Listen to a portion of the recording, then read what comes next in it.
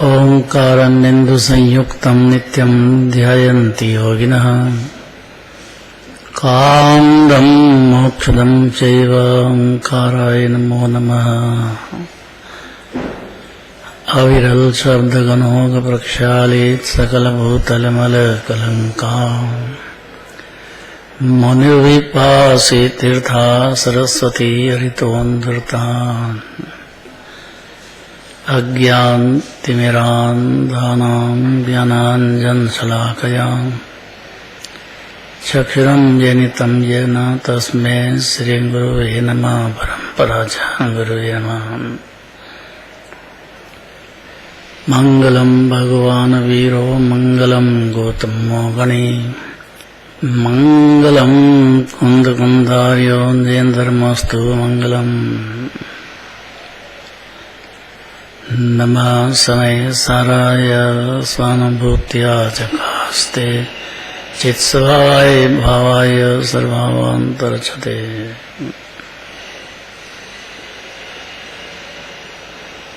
बहुत ध्यान से सुनने वाली गाथा है। आचार्य कोई बात कहते हैं तो गंभीरता से सुनना चाहिए।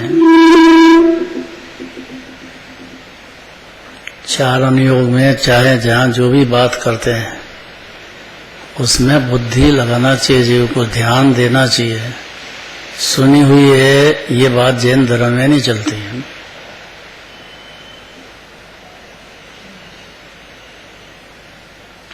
हमने तो जिनवाणी अनंत बार सुनी है, ऐसा नहीं है।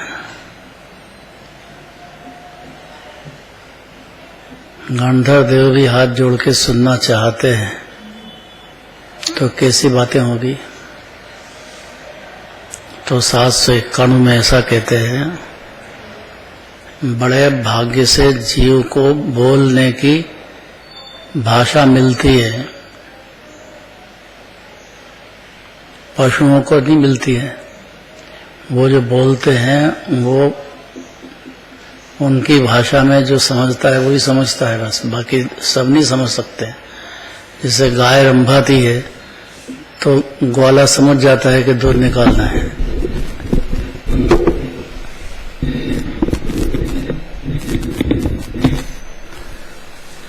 इस जीव में बोलने की कला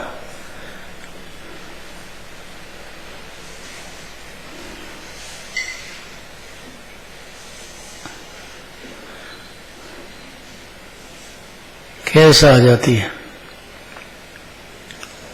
जिसको सब सुनते हों, तरसते हों सुनने के लिए, ऐसी कला भी, वक्तापना भी और श्रोत सुनने वाले भी इस प्रकार के कैसे मिल जाते हैं। उसका कारण क्या है कि जिनवाणी की कृपा से कभी भी बनेगा और वक्तत्व की भी प्राप्ति होती है। दो काम होंगे। नाम बताना देखो कवियों के।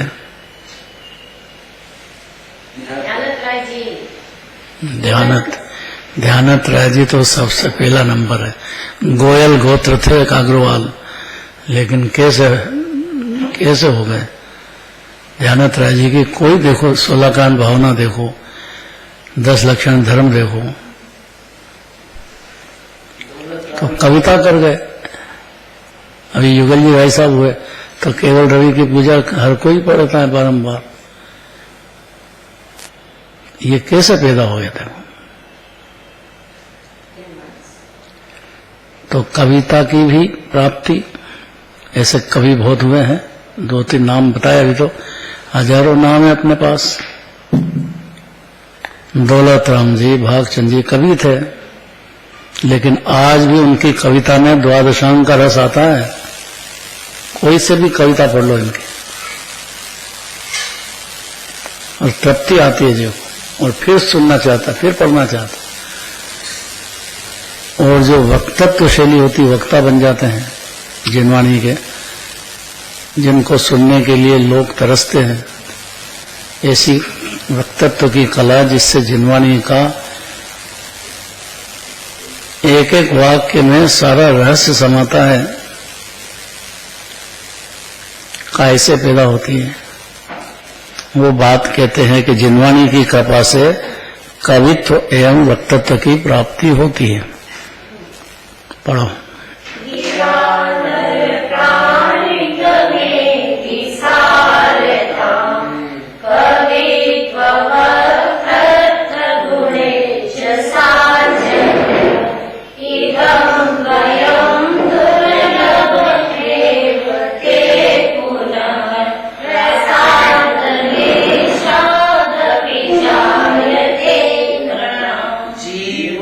सफल वचन से कवि वक्तापन से वचन सफल, किंतु आपकी कृपा मात्र से दोनों गुण वाले। कैसी जिनवाणी माता की कृपा है। जिसको जिनवाणी की कृपा मिल जाती है, अर्थात जिनवाणी की बात को अंदर में अनुमान में भी ले लेता है, वही बहुत बड़ी बात है। अनुभव होने पर ये दो कला प्रकट होती है, योग वक्तत्व भी और कवित्व भी। देखो, मनुष्य का जीवन वाणी से सफल समझा जाता है।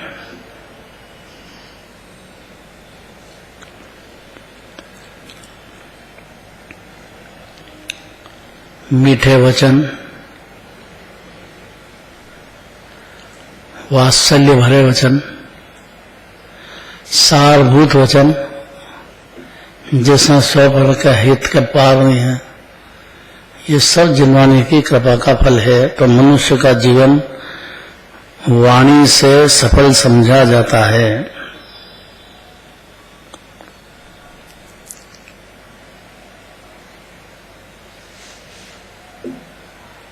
तथा कवित्व एवं वक्तत्व, ये दो बात। अभी अपने कवियों को भी याद किया, बहुत सारे कवि हुए हैं जिनको आज तक याद करते हैं, खूब करते हैं, बार बार करते हैं। और वक्तत्व भी, अभी गुरुदेव हुए तो कैसे सुनने के लिए आज भी उनके जितने प्रवचन सबके कैसेट बन करके तैयार हो गई। जो चाहिए 2 नंबर का, जिनवाणी को छोड़ा नहीं उन्होंने। समय सार को पढ़ते ही चले गए, बाकी शास्त्र स्वाध्याय भी करते चले गए। उनकी वाणी भी कैसी हो गई, हम जीवन सफल कर गए। तो ये जीव को वक्तत्व और कर्तृत्व, वक्तत्व और कवित्व, ये दोनों गुण के होने पर वाणी सारभूत समझी जाती है। नहीं तो खाली बकवास के सिवाय कुछ भी नहीं है उसके पास। ये मेरा, ये मेरा, ये मेरा, ये मेरा है ही नहीं। उसकी कोई कविता बनाते हैं, कुकवि बनाते हैं, कुकवि।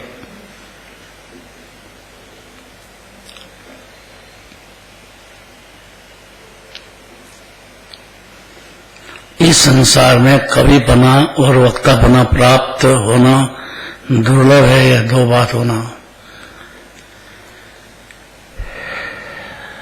किंतु आपके थोड़े ही अनुग्रह से, थोड़ा मने श्रद्धा मात्र से, आपको जानने मात्र से, भगवान को जानने मात्र से, मुनिराज को जानने मात्र से ये गुण पैदा हो जाते हैं।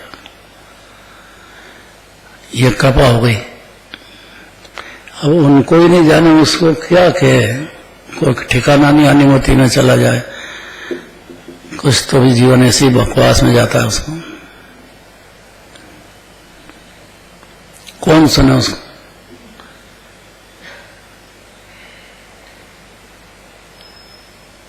मनुष्य का जीवन, मनुष्य की बात है ना, पशु की बात नहीं कर रहे हैं। पशु अपनी भाषा में बोलता है बेचारा, लेकिन उसकी कौन सुने। लेकिन अनंत भगवान की भाषा ऐसी है कि 3 लोक के सब जीव समझ में आए। कैसे? तो सबसे बड़े वक्ता तो अनंत भगवान ही है दिव्य ध्वनि में, इसलिए दिव्य ध्वनि की अपरंपार महिमा है।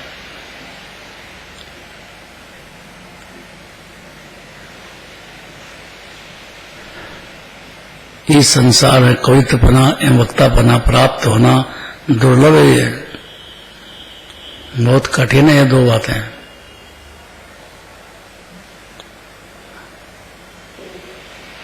किंतु आपके थोड़े से ही अनुग्रह से, अर्थात जिनवाणी के अनुसार 6 द्रव्य 7 तत्वों के ऊपर विचार करके प्रतीति कर जाए,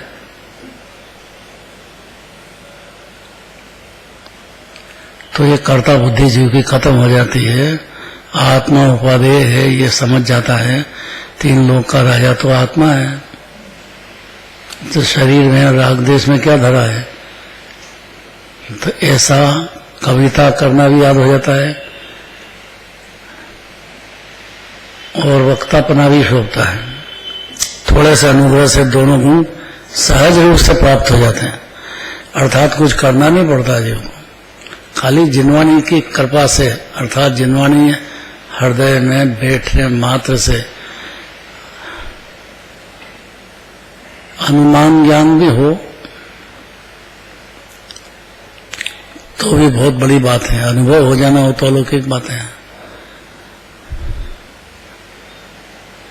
पर वास्तव में तो अनुभूति होने के बाद ही वक्तापना और कविपना शोभता है। क्योंकि जिसको जैसी कला होती है, कला याद होती है, वो उस अनुसार जिनवाणी का स्वपर में प्रचार करता है, प्रभाव न कर सकता है, नहीं तो नहीं कर सकता है। इस संसार में बड़े कष्टों से मनुष्य जीवन प्राप्त होता है। जन्म मरण करते अनंत काल चला गया जीव का। चारों गतियों में दुख ही दुख पाया जीव ने। ये भ्रम है कि पुण्य भाव से संसार में स्वर्ग मिल जाएगा और वहां सुखी हो जाएंगे। माला मुरझा जाती है 6 महीने पहले ही और पता लग जाता है कि कहाँ जाएगा जीव। अब उसको लगता है कि मैं वहां कैसे रहूंगा, कांपता है बेचारा, डरता है। देवगति में कोई सुख नहीं है। हाँ, देवगति में यदि जिनवाणी के अभ्यास से और आत्मा की अनुभूति हो गई जीव को, तब से उसका कविपना और विचार सब शोभित होते हैं। देखो, दोनों गुण सहज प्राप्त है। इस संसार में बड़े कष्टों से मनुष्य जीवन प्राप्त होता है, ये बात समझना है। अनंत पुरुषार्थ है जीव को। 4 गति में सर्वश्रेष्ठ मनुष्य गति है। इसी में तीर्थंकर बनते हैं, इसी से सिद्ध भगवान बनते हैं, इसी में दिगंबर मुनिराज बनते हैं। अन्य गति में कहाँ है?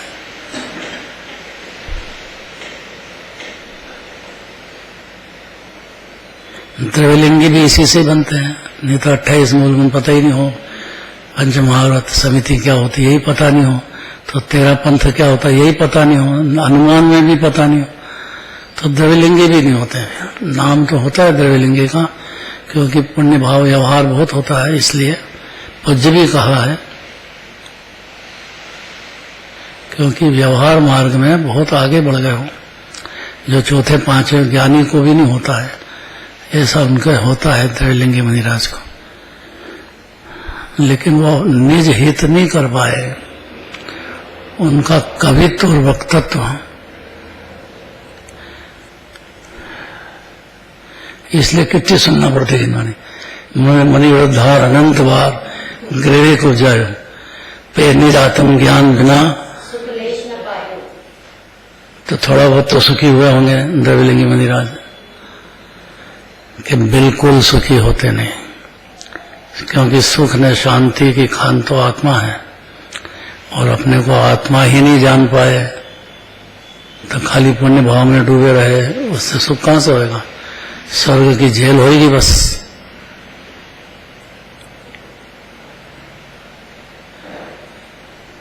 फिर भी ज्ञानी होने के बाद पंचम स्थान वाले भी द्रव्यलिंगी मुनिराज की भक्ति करते हैं, आहार देते हैं, विनय करते हैं।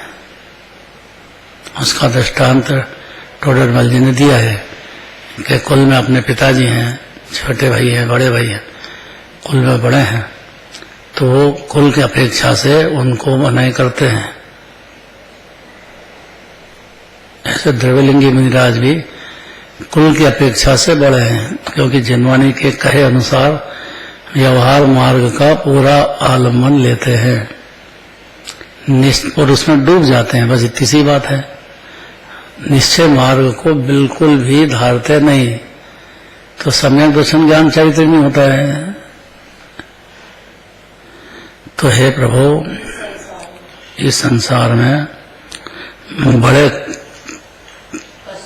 कष्टों से मनुष्य जीवन प्राप्त होता है।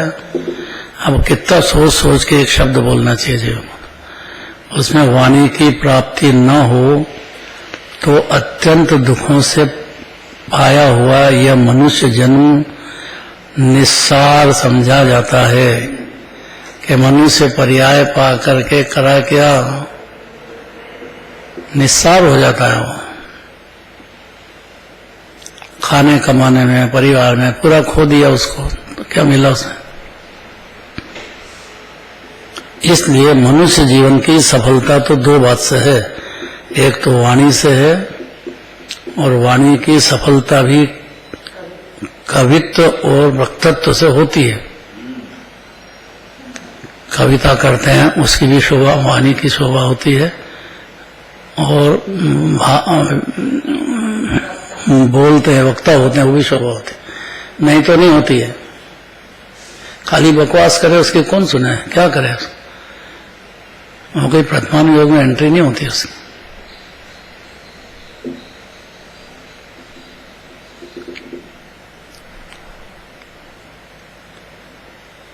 क्योंकि वाणी के प्राप्त होने पर यदि सुंदर कविता करना याद होता है तो इसका फल कारण जिनागम का अभ्यास है, जिनवाणी की बातें मान लेने से, जान जाने से।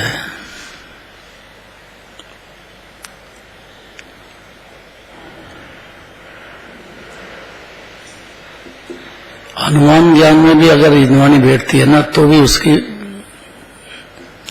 बात चूंकि जिनवाणी कह रही है उस अनुसार आने से सुना जाता है।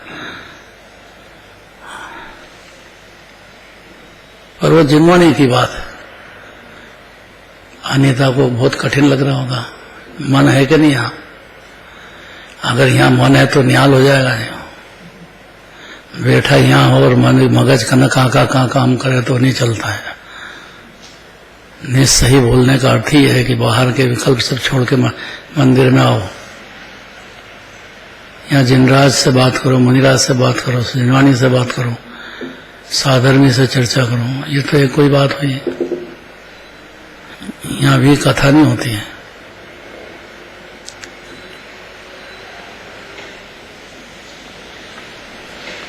और वाणी की सफलता कवित्व एवं वक्तत्व से होती है, क्योंकि वाणी की प्राप्ति होने पर यदि सुंदर कविता करना याद नहीं हुआ,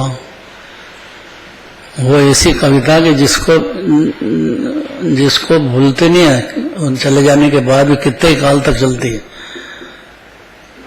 और वक्तत्व की शोभा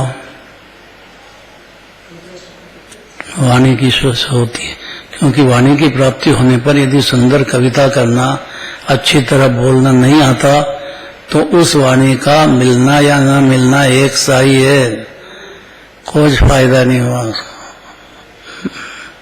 कोई उसके सुनेगा नहीं, कोई उसकी कविता को ध्यान देगा नहीं। कितने को कवि बहुत होते थे, बहुत सुंदर कविता बनी, और कौन सुने उसको, क्या करे उसको। मूर्ख लोग करते हैं। किंतु हे माता सरस्वती, आपकी कृपा से कवित्वपना और वक्तापना, ये दोनों बातें मिलना अत्यंत दुर्लभ है। जिनवाणी की कृपा होने पर ही ये दो बातें जीव में होगी। और जबकि जीव बोलता नहीं है और लिखता भी नहीं है। यही तो उसको समझ में आना चाहिए कि बोलता नहीं है, लिखता नहीं, जब तो ज्ञानी हुआ, नहीं तो क्या ज्ञानी हुआ। गजब बात है। और लिख रहे हैं कि बोलना है वक्तापना, और बोल सकता नहीं है, लिख सकता नहीं है। वचनाधिक लिखनाधिक क्रिया,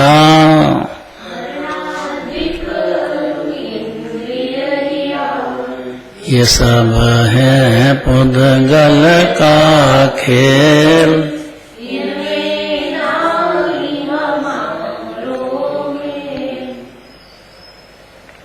कभी नहीं सुनी ये बात। ये पुद्गल का खेल है, बोलना, लिखना, ये सब पुद्गल की क्रिया है। जीव उसका कर्ता तीन काल में भी नहीं है। तो फिर ये कहा क्यों? ये व्यवहार से उनकी परिणति में बोलने का राग होता है, कविता का राग होता है, उसके हिसाब से कहा है। कर्ता नहीं समझ जाना चाहिए। ऐसा समझता हो जो वक्ता कि मैं बोलता नहीं, वही वक्ता होता है। मैं लिखता नहीं, वही वक्ता होता है, वही कवि बनता है। कब सुनी ऐसी बात है? पद्मानंदी आचार्य हैं भाई। एक पॉइंट भी कहते हैं तो बहुत गंभीरता है उसमें। ऐसे नहीं छोड़ना चाहिए, गहराई तक विचार करना चाहिए कि क्या है।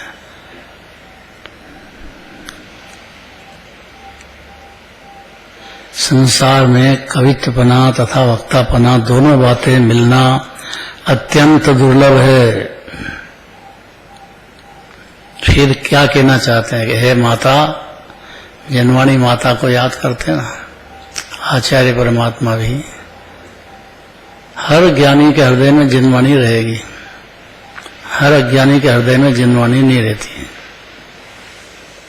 क्योंकि उसको आत्मा ही पसंद नहीं आया तो जिनवाणी क्या पसंद करेगा।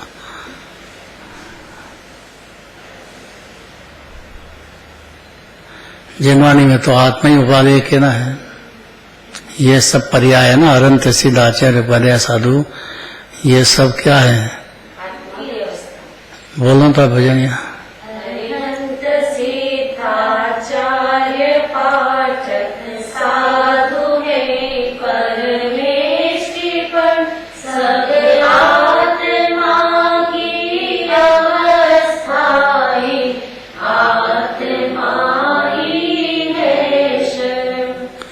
एक समय भी परिणति में अपनी आत्मा शरणभूत है, यही सर्वोत्तम है जगत में। ऐसा समझ जाने पर ये पांच परमेष्टि की जो पर्याय पैदा होती है वो आत्मा की एक समय की दशा है पर्याय की। जीव तो समुद्र है इसका, इसमें से निकलती है पंच परमेष्टि की पर्याय, आत्म ध्यान से, आत्मा की श्रद्धा से। इसलिए सार ये है कि आत्मा ही शरण है। ऐसा जो समझ गया उसका वक्तत्व बना और कवित्व बना शोभता है। तो ये सरस्वती आपकी कृपा का ही फल है। ये इन बातों को मनुष्य सहज प्राप्त कर लेते हैं, अर्थात जिस मनुष्य पर आपकी कृपा होती है, अर्थात जिनवाणी की कृपा तो सब जीव पे है कि, लेकिन जो थोड़ा बहुत भी जिनवाणी को झेल लेता है, थोड़ा बहुत भी बुद्धि लगा, थोड़ा बहुत भी अंदर जगह देता अपने ज्ञान में, विचारधारा में, तो ये दोनों कला सहज प्राप्त हो जाती है और मनुष्य पर्याय सफल हुई, अच्छी तरह बोलने वाला वक्ता भी बन जाता है। और वक्ता उसको कहते हैं कि करोड़ों प्रश्नों का जवाब उसके पास होना चाहिए और कभी कटना नहीं चाहिए वो बात, तो वक्ता है। कट जाए वो क्या बोला, फिर एक एक शब्द तोल तोल के निकलेगा उसका, जिनवाणी के समान अनेकांत की धार से कसा हुआ, संशय तोड़ाने वाला, मोह भगाने वाला। ऐसा छोटे मोटी बात थोड़ी वक्तत्व ना। अभी तो समता ज्ञानधारा पढ़ाती थी क्लास में, श्रोतापना वही महा दुर्लभ है, तो वक्तापना तो बहुत दुर्लभ है। क्या है श्रोतापना? हाँ, सर्वश्रेष्ठ बता दो, सर्वश्रेष्ठ होता कौन सा है? हंस के समान है कि जो दूध और पानी मिला हो लेकिन उसकी चोंच में इतनी ताकत होती है कि अलग छांट लेता है। इसलिए सही वक्ता या सही कवि की चोंच में इतनी ताकत आ जाती है कि राग सो देह से और आत्मा से भिन्न हो जाता है और उसको भिन्न भिन्न ही दिखता है। तो उसकी वाणी में भिन्न भिन्न की बात आएगी तो कैसे आएगी?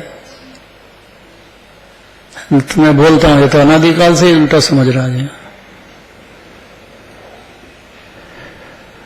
जिनवाणी के संस्कार से ही कानों की पवित्रता है। ये बहुत गंभीर बात अब कहना चाहते हैं। कान इसलिए नहीं मिले कि इस कान से सुन के इस कान से निकाल दो और दुनिया भर की बातें सुनते रहो, क्या सार है उसमें।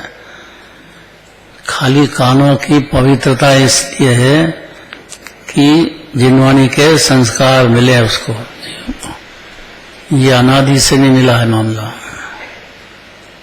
पढ़ो।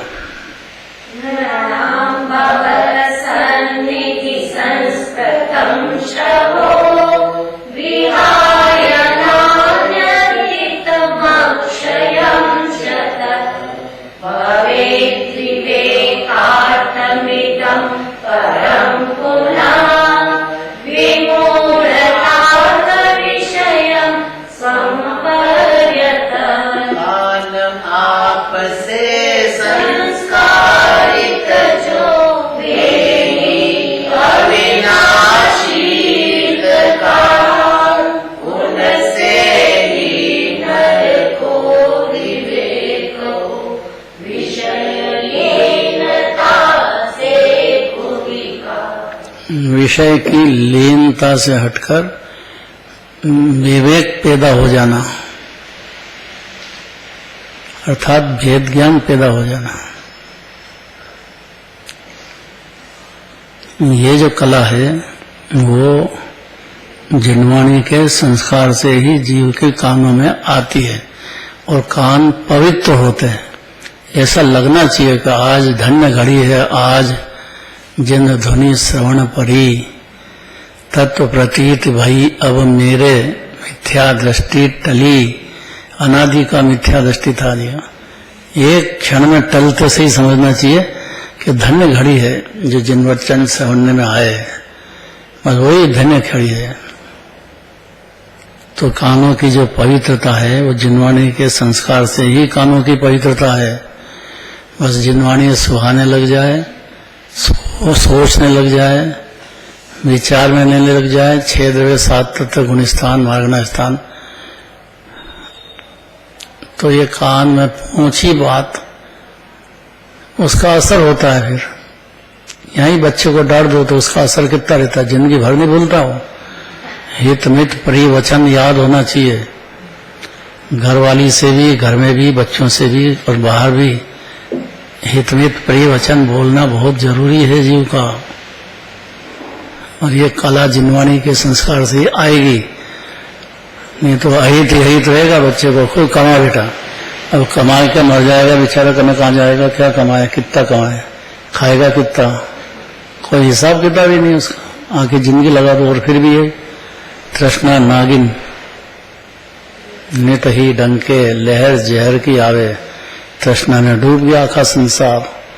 तो जिनवाणी के संस्कार के अद्भुत क्रांति होती है जीव को। देखो, जिनवाणी के संस्कार से ही कानों की पवित्रता है कि कान में शब्द पहुंचना भी बहुत बड़ी बात है। छोटे से बच्चे को कान में नमोकार सुनाए, वो कान की पवित्रता। हाँ, बहुत बड़ी बात है ये। नमोकार मंत्र सुनाओ, नमोकार मंत्र का सार शुद्धात्मा सुनाओ। आत्मा का प्रेम मिलना चाहिए, आत्मा का, उसके शरीर का प्रेम में डूबो मत। खाली होता है वो भी, ज्ञानी को भी होता है, लेकिन आत्मा का प्रेम मूल बात है कि उसको कैसे भी जिनवाणी सुनने को मिल जाए, उसको संस्कार डालो तो आगे जाकर के पवित्र होंगे, कान पवित्र होंगे उसके।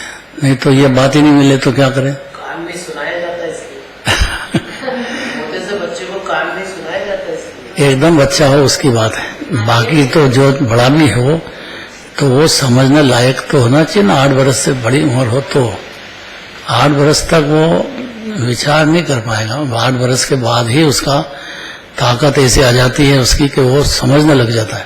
कान की पवित्रता उसी समय से शुरू हो जाती है। ऐसा व्यवहार से कहा जाता है, क्योंकि शास्त्र का शब्द याद रखना चाहिए कि पर्याय एक समय की है। कोई संस्कार दूसरी पर्याय को कोई मदद नहीं करते हैं।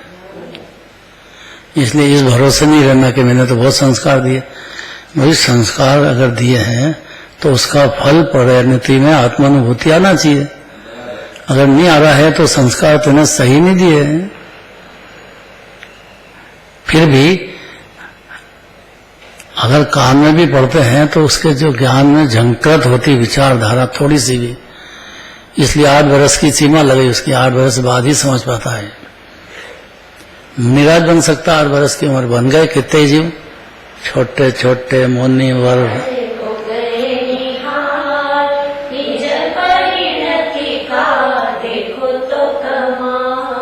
कैसा कमाल है, देखो कहीं देखना पड़ा उनको। 8 वर्ष के कितने जीव मुनिराज बन गए, जंगल में चले गए। भाई शरीर से भिन्न है इतना ही तो समझना था। इसमें क्या तकलीफ है जीव को, दिख रहा है सामने छूटेगा, फिर भी नहीं समझे इतनी बात। और देह में मगन रहे तो और मूर्ख किसको कहते, वो तो अनादि से समझ रहा है उल्टा। बढ़िया सरप्राइज बनाओ, बढ़िया खाओ, तब उससे क्या होगा। भाई स्वस्थ रहे उतना तो ठीक है।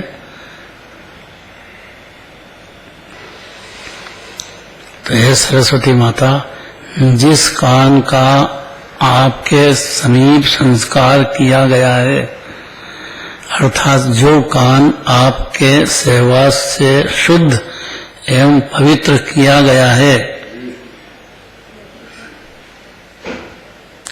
तब अनंत प्रकाश का कहना है कि कानों में नमोकार मंत्र सुनाया तो पवित्र हुआ कि नहीं हुआ। तो वो अगर सुन करके उसके परिणामों में कुछ फर्क पड़े तो बात ठीक है। संस्कारित तो होगा, हैं? संस्कारित तो होगा। 2 बात है कि उसके परिणामों पे बात है, ये बात समझना चाहिए। अगर वो उस टाइम पे शांत होता है, कुत्ते को नमोकार मंत्र सुनाया, अंधेर हो गया, तो उसके परिणाम उसमें बदले हैं। माहिर भगवान के जीव शेर की पर्याय में मांसाहारी थे, लेकिन 2 चारण रिद्धिधारी मुनिराज आए और उनने कहा, तो उनके कानों में जो शब्द पड़े मुनिराज के, या देख करके उनने जो समझा, आंखों से अश्रु धारा निकली, अपने हाथ तो बाहर से नहीं लगाई। ये समझना चाहिए माहिर भगवान का जी। तो मुनिराज के जो शब्द पढ़े तो उनका असर ऐसा हुआ कि उनका आत्मा जागृत हो गया, एकदम निर्भयता ही कि मेरे से कोई डरता है, ये कैसे आ गए सामने। और फिर जो वचन हितमित के सुने, उससे उनको कुछ लगा अंदर ही अंदर, माहिर भगवान के जीव को, कि ये तो बहुत शांति की बात, बहुत हित की बात, शब्दों में नहीं आएगी बात। और उसका सबूत ये है कि उनकी आंखों से अश्रुधारा निकली और इसके बाद उनने मांसाहार नहीं किया। भगवान बनने में तो बहुत टाइम लगा, कितने जन्म हो गए, लेकिन वो 10 जन्म लग गए। इसलिए इतना सरल नहीं समझना चाहिए कि ये दर्शन मोह के बाद, जाने के बाद चारित्र मोह भी जानने में 10-10 भाव लग जाते हैं। उनको आत्मानुभूति होगी। हाँ, आत्मानुभूति हुई बगैर कहाँ से त्याग करेंगे। 10 जन्म पहले तो प्रथमान योग में कैसे आ गए। माहिर भगवान का जब भी जीवन पढ़ेंगे तो उनमें पहली बात आत्मानुभूति हुई, आंखों से अश्रु धारा निकली। तो 2 वक्ता थे, तो कैसे सफल वक्ता, तो असर होता है, क्योंकि वक्ता खुद ही भीगा हुआ नहीं है तो कहां से असर होगा। इसलिए उसके संस्कार मिलने पर अंतर की परिणति पात्रता होने पर या जीव का पुरुषार्थ बहुत मांगता है, इसलिए जिनवानी के संस्कार से ही एक दो बात मिलती है। देखो, जिस कान में आपके समीप संस्कार किया गया है, अपने यहाँ भी छोटा बच्चा 8 वर्ष का होता है और बुआ उसके कानों में सुनाती है, 1.5 महीने में सुनाती है। जैन कुल में आया है तो उसको यही हाँ, ये जैन कुल में आया तो अपने उपादान से आया हो और उसको ये जिनवानी के संस्कार नमोकार मंत्र सुनाया जाता है और अष्टमूल गुण धारण कराए जाते हैं। अब वो नहीं समझता है तो भी उसके कान में संस्कार डाले जाते हैं, तो उसका जो संस्कार का असर उसी समय होना चाहिए, लेकिन बाद में भी होता है अगर वो उसका जीव का उपादान है। बस ये उपादान निमित्त समझना चाहिए। नहीं तो कहे कि हम तो रोज ही सुनते हैं, हमको असर क्यों नहीं होता है? भाई अब तुम्हारा जीव नहीं जागे तो कौन जगाएगा दूसरा? अपने उपादान से ही जागेगा ना जीव। अब मगन है कुटुंब परिवार में तो क्या कैसे रोके उसको? सुनने के बाद भी ज्ञान धारण करने के बाद भी नहीं समझता है तो क्या इलाज है?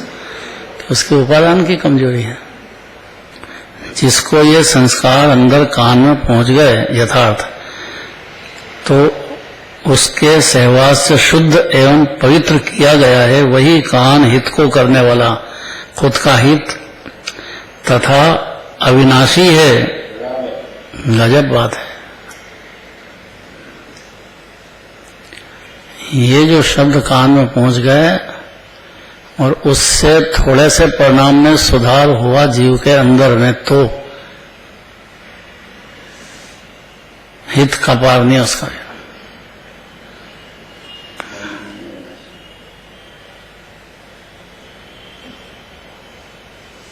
इसलिए जिनवाणी सुनकर के जो हर्षावे तो उसको प्रतीति भी संभव है। हर्ष भी नहीं हुई तो प्रतीति कैसे करेगा?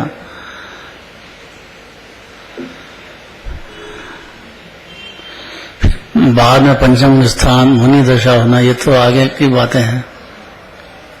हर्ष हो जाए जीव को कि मेरी बात है, था प्रसन्न हो जाए, उससे भिन्न विषयों की ओर झुकता हुआ कान, क्योंकि खुला था बिल्कुल टोटली कि विषय कषाय के ही सुनता रहा अनादिकाल से।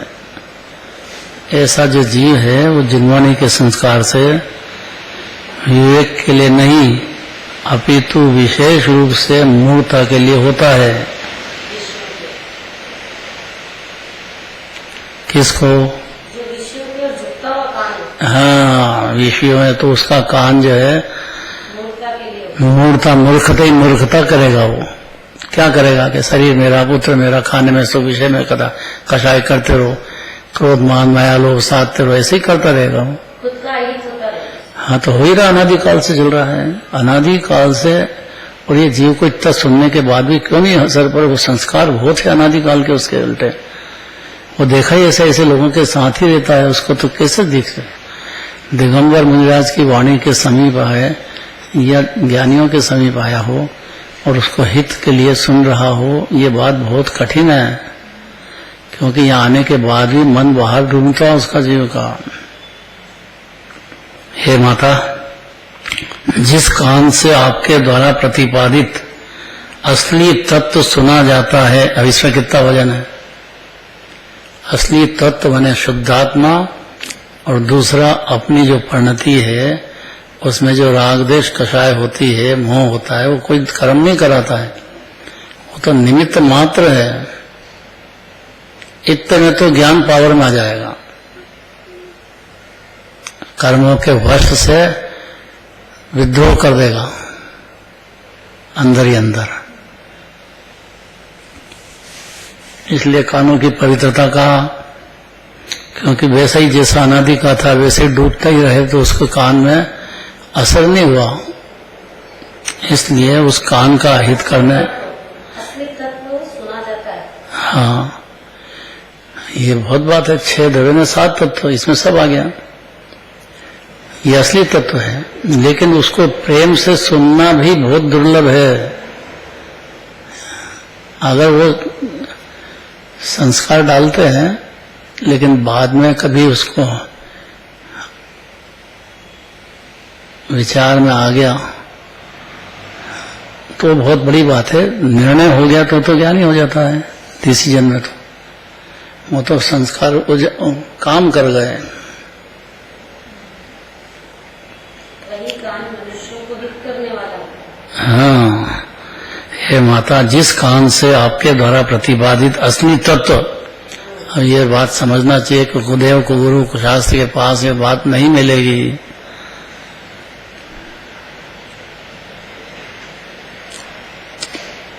इसलिए सच्चे देवशास गुरु का भक्त होना चाहिए, जो दासानुदास बनना चाहिए, अत्यंत विनयवंत होना चाहिए। अति विनयवंत सुभव्य और अम्बुज प्रकाशन भगवान। अति विनयवंत को बात उतरेगी।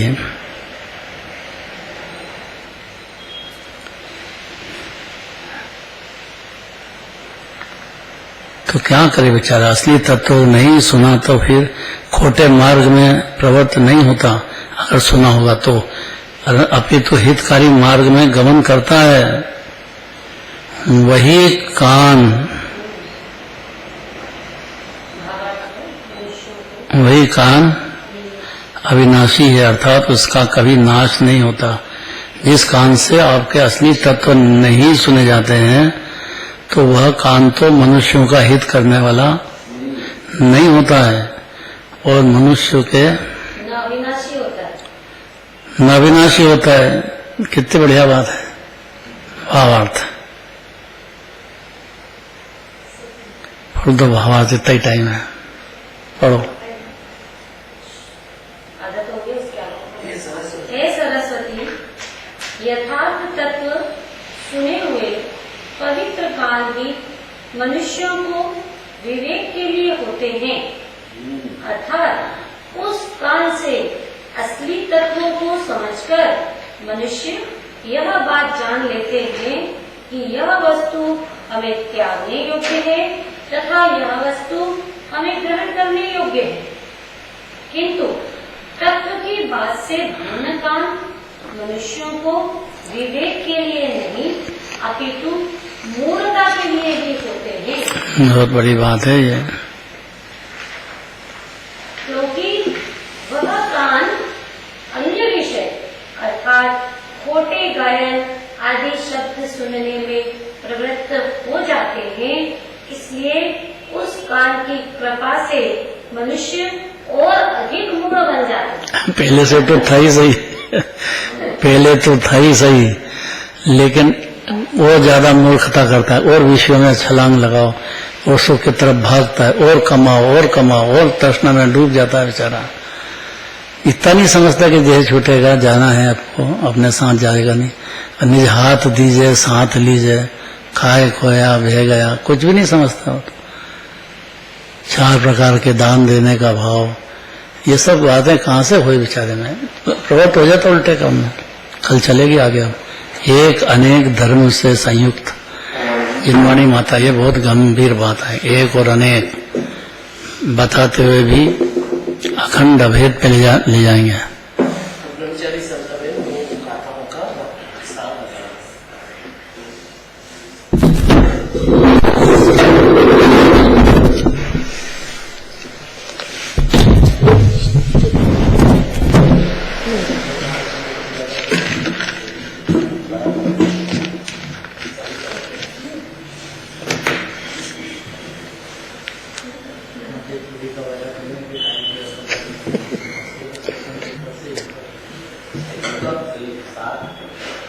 आदरणीय दादाश्री और सभी जिनवाणी माता के बच्चे,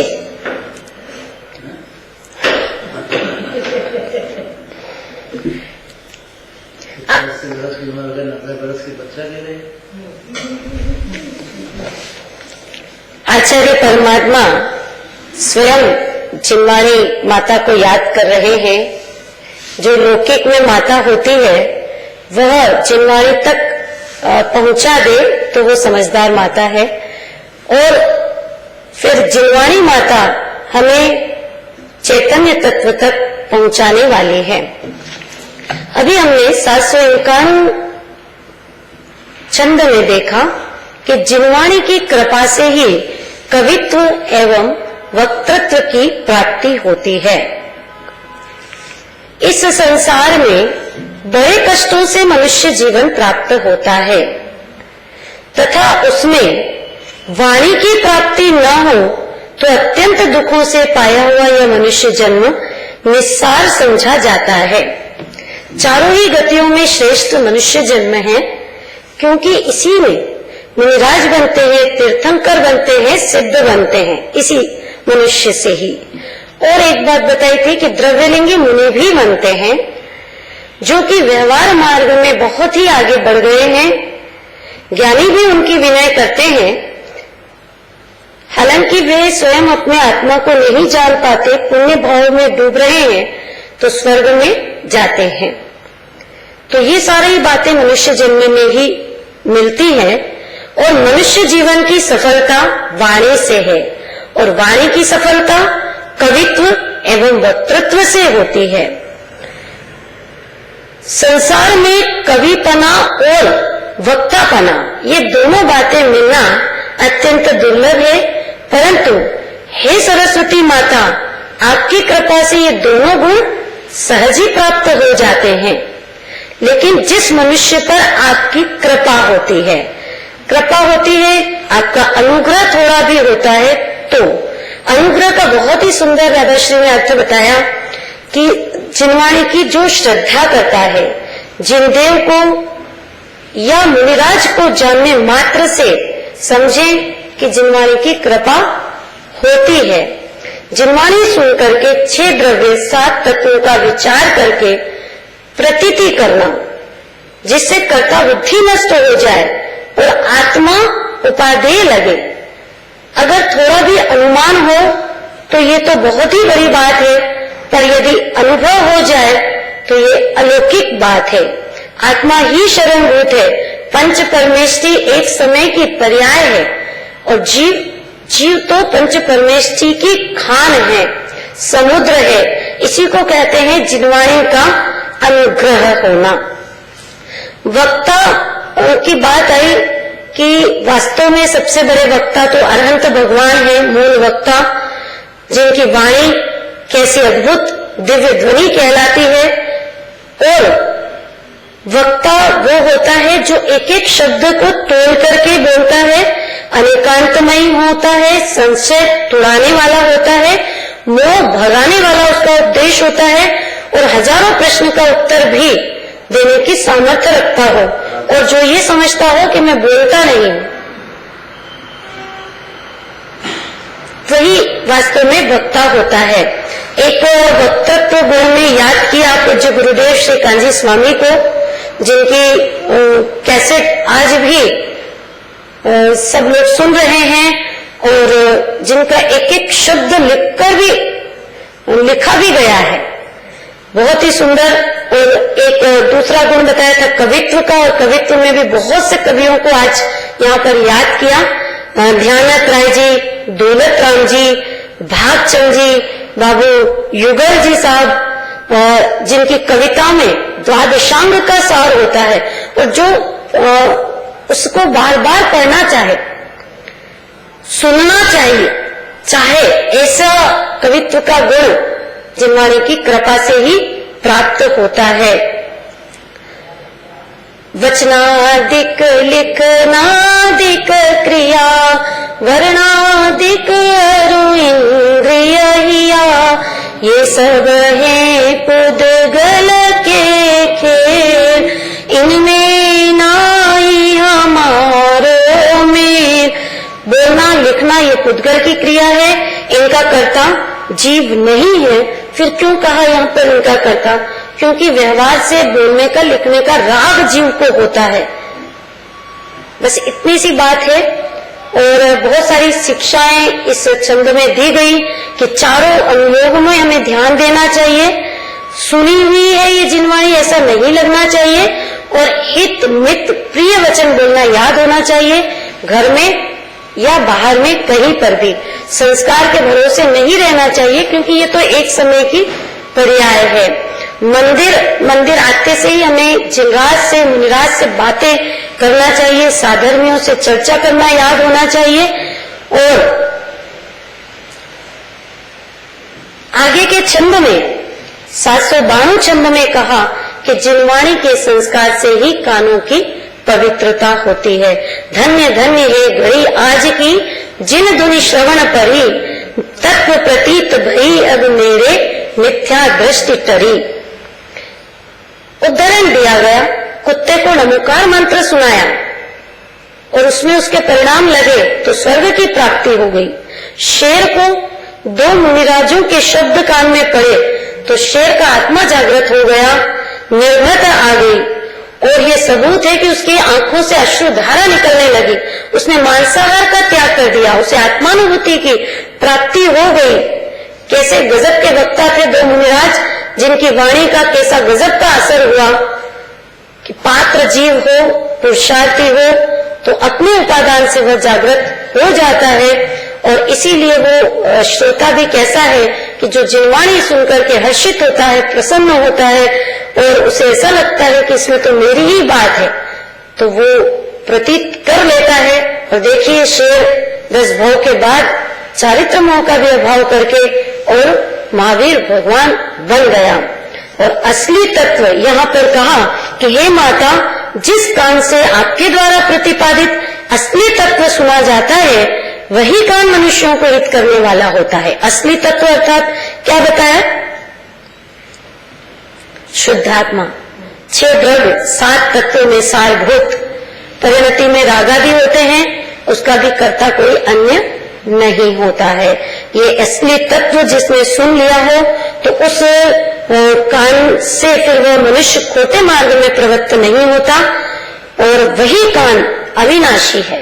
ये तो बहुत ही गजब की बात बताई कि जिस कान से आपके असली तत्व नहीं सुने जाते तो वह कान न तो मनुष्यों का हित करने वाला होता है और न ही अविनाशी होता है। तो देव गुरु को शास्त्र के पास तो ये असली तत्व कभी जीव को मिल ही नहीं सकता है, ऐसी बात कैसे मिल सकती है। अतः हमें सच्चे देव शास्त्र गुरु का दासानुदास बनना चाहिए, अति विनयवंत होना चाहिए और तभी हमें सच्चे देवादिक की प्रतीति होकर के और उनकी बात अपने हृदय में उतर सकती है। तो हे सरस्वती, जो कान मिले हैं वो आपकी बात सुनने के लिए ही मिले हैं, जिससे कि असली तत्व को हम समझ जाएं और उससे भिन्न विषयों की ओर झुकते हुए जो कान है वो विवेक के लिए नहीं होते हैं, अपितु पहले ही ये जीव मूल तो है ही बना हुआ अनादिकाल से। लेकिन यदि खोटे शब्द सुनने में इसके कान प्रवृत्त होते हैं तो कहते हैं आचार्य कि वो और अधिक मूढ़ बन जाते हैं। इसलिए अंत में हम अपने कानों को जिनवाणी सुनकर के पवित्र करें, अविनाशी बना दें, विवेक प्राप्त कर लें और अपना हित करें। ऐसी भावना के साथ जिनवाणी माता को सादर प्रणाम।